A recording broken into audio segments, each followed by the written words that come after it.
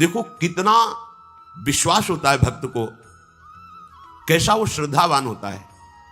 एक राजकुमारी और दूसरी एक जमींदार की पुत्री, दोनों को मित्रता थी। एक दिन राजा के यहां भगवत प्रेमी महात्मा आए। वो संत सेवी राजा थे।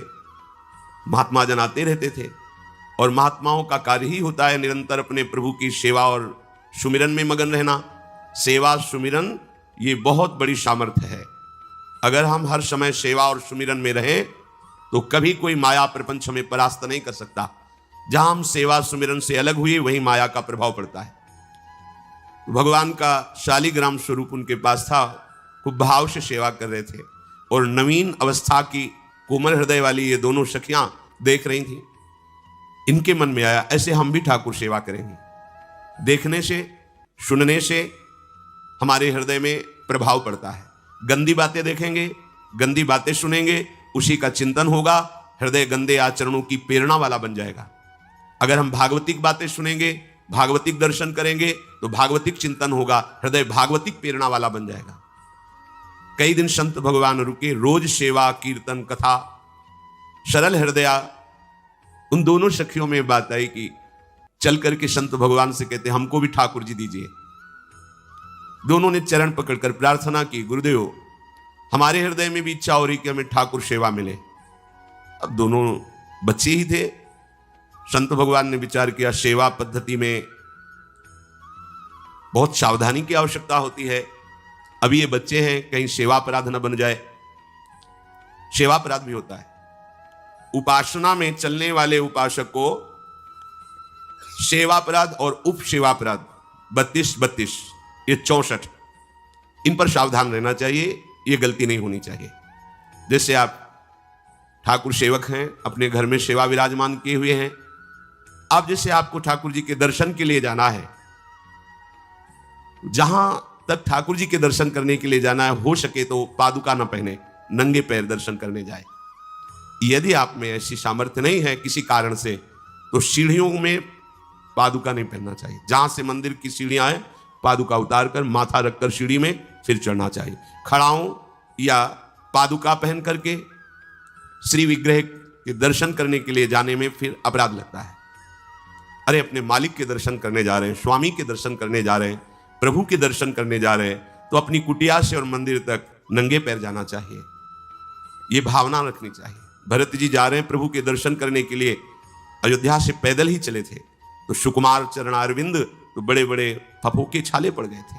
वशिष्ठ जी ने देखा, सबने मिलकर भरत जी से कहा पालकी पे बैठ जाइए। तो उनका हाँ, मेरे प्रभु यहां नंगे पैर चले हैं और मैं पालकी पे बैठ जाऊं? उचित तो यह है कि अपने प्रभु के दर्शन के लिए मैं जा रहा हूं, तो जहां जहां प्रभु के चरण पड़े वहां मेरा शीश पड़े, अर्थात सिर भर जाऊं। उचित समोरा सबते सेवक धर्म कठोरा। यहां मैं सर के बल चल के जाऊं, पर असमर्थ हो। तो आप कह रहे हैं पैर में छाले पड़ गए, आप सवारी में बैठ जाइए। ऐसा नहीं हो सकता। तो अपने प्रभु के दर्शन करने के लिए जब जाए तो हो सके, सामर्थ्य हो तो पादुका न पहने, कोई खड़ाऊं चप्पल जूता आदि ना पहने। अगर पहने हैं तो बस सीढ़ी तक ही पहन कर जाए, ऊपर सीढ़ियों की नहीं। इतने सुकुमार मत बनो, ये आग में जलाया जाएगा शरीर, ये गाड़ दिया जाएगा शरीर, इससे ज्यादा प्यार ना करो। अब इतना दृढ़ विश्वास कि ये बच्चे हैं, सेवा भाव कैसे पूर्ण कर पाएंगे? तो उन संत भगवान ने दोनों बच्चियों से कहा कल ठाकुर जी लाएंगे, हम आपको दे देंगे। तो गांव में घूमे तो आसपास गोले गोले से पत्थर मिले, पत्थर लाए 2 और कहा कि ये लो तुम्हारे ठाकुर जी हैं। दोनों को दिया। देखो गुरु वचनों पर और गुरु प्रदत्त सेवा वस्तु पर कितना भाव होना चाहिए। उन्होंने दृढ़ विश्वास किया कि मुझे भगवान गुरुदेव ने दिया, ये भगवान है मेरे। दोनों ने अपने हृदय से लगाया। अब एक जमींदार की पुत्री थी, एक राजकुमारी, स्वर्ण के सिंहासन में, और उनका नाम रखा शिलपिल्ले ठाकुर। सिल मतलब पत्थर, तो उनका तुम्हारे ठाकुर का नाम शिलपिल्ले गोविंद है। दोनों सिंहासन पर रखकर आराधना करती। भाव प्रतिपल बढ़ता गया, नाम निरंतर जप। गुरु प्रदत्त ठाकुर पर विशेष चमत्कार हृदय में प्रकट होता है यदि उन्हीं की नियमावली से चलो। अपने मन से बाजार से खरीद लाए, विराजमान किए हैं, कभी सेवा की कभी नहीं की, वो भी अच्छा है, कम से कम भागवतिक भाव तो है। लेकिन सिद्धि जो प्राप्त होती है वो गुरु कृपा से, गुरु प्रदत्त ठाकुर से। जैसे धन्ना जी को भांग के बट्टे में ठाकुर जी प्रकाशित हो गए, गुरु प्रदत्त। अब ये सखियां जब बड़ी हुई तो इनके ब्याह की बात हुई। तो जो राजकुमारी थी उनका राजकुमार से किसी से ब्याह तय हुआ, ब्याह हो गया। अपने माता पिता से जब विदाई ली तो अपने ठाकुर जी को जो सिंहासन में थे, सिंहासन से एक सुंदर पेटी में से और गोद में रखकर, और अंदर ही अंदर जल रही है कि प्रभु मैंने प्रीतम आपको माना है, संसार के व्यवहार में ये प्रीतम बना हुआ है, पर प्रभु हमारे प्रीतम दो नहीं हो सकते, हमने हृदय से आपको माना। इसी विचार में वो बड़ी उदास है। पहले पालकियों में ऐसा राज सैनिक चल रहे हैं, पालकियों में वो बहू जा रही है और राजकुमार घोड़े पर। राजकुमार बार बार पालकी के समीप जाता, दर्शन करने की इच्छा होती है ना, तो उदास देखता, मन में बड़ी गिलानी हुई। उसने कहा, एक नदी थी, उसने कहा यहां हम थोड़ी देर विश्राम करना चाहते हैं, राजकुमारी की पालकी रखी जाए और सैनिक दूर खड़े हो। तो राजकुमार वैसे ही आज्ञा हुई। तो बात करना चाहते हैं पर वो ना देखती है और ना बात करती है, और इतना सुंदर रूप, क्योंकि ब्रह्मचारिणी और भगवत आराधना। अब उसके हृदय में जलन हुई कि ऐसा क्या है जो हमसे बात नहीं कर रही। बस बार बार ऐसे पिटारी खोल के ऐसे ठाकुर जी को देखती। नाम जप और सेवा के प्रभाव से वो सिल नहीं रह गया था, वहां उसको सांवरे श्याम सुंदर की झांकी मिलती थी। जब अपने शिल्पिल्ले ठाकुर जी को देखती तो ललित त्रिभंगी श्री लालजू महाराज श्याम सुंदर दिखाए, अत्यंत आसक्ति। गुरु प्रदत्त किसी भी शब्द में, किसी भी वस्तु में दिव्यता होती है, बस हमारी भावना होनी चाहिए। अरे बोले ये हम नहीं दे सकते, ये गुरु प्रदत्त है, नहीं हम प्राण दे सकते, लेकिन ये नहीं। जिसका गुरु वचन पर, गुरु प्रदत्त वस्तु पर, गुरु प्रदत्त ठाकुर पर दृढ़ निष्ठा हो गई, वही सिद्ध हो जाता है। अब उसने समझ लिया कि पिटारी में जो कुछ है यही हमारे और राजकुमारी के बीच में बाधा है। दो चार दासियों को बुलाया और कहा इनको बातों में उलझाओ, पिटारी पीछे हमें दो। और प्रवीण दासियां उनको विनोद भाषा में, हंसी मजाक में बात, लेकिन वो उदासीन।